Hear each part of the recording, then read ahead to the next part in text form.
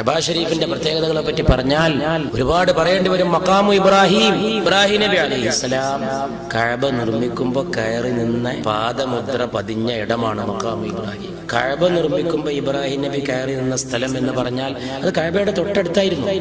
ആളുകൾ അനാചാരങ്ങൾ പ്രവർത്തിച്ചു നബി സല്ലല്ലാഹു അലൈഹി വസല്ലമയുടെ കാലത്തിന് മുമ്പ് എന്ന് പറഞ്ഞാൽ അതിനെ തൊട്ടും വന്നിച്ചും ഇസ്ലാമിന്റെ കാലഘട്ടത്തോടുകൂടി ആ മഖാമു ഇബ്രാഹിമിനെ അവിടുന്ന് കൊണ്ടുപോയിട്ട് കുറച്ച് മാറ്റി ഇപ്പൊ ഒരു പളുങ്ക് കൂട്ടിൽ സ്ഥാപിച്ചിരിക്കുന്നു. മതാഫിലാണ് തവാഫ് ചെയ്യുന്നതിന്റെ ഇടയിൽ കാണാം. മഖാം ഇബ്രാഹിമിന്റെ പ്രത്യേകത ഇസ്ലാമിനെ സംബന്ധിച്ച് വളരെ പ്രധാനപ്പെട്ട ഒരു ചരിത്രത്തെ ഓർമ്മപ്പെടുത്തുകയാണ്.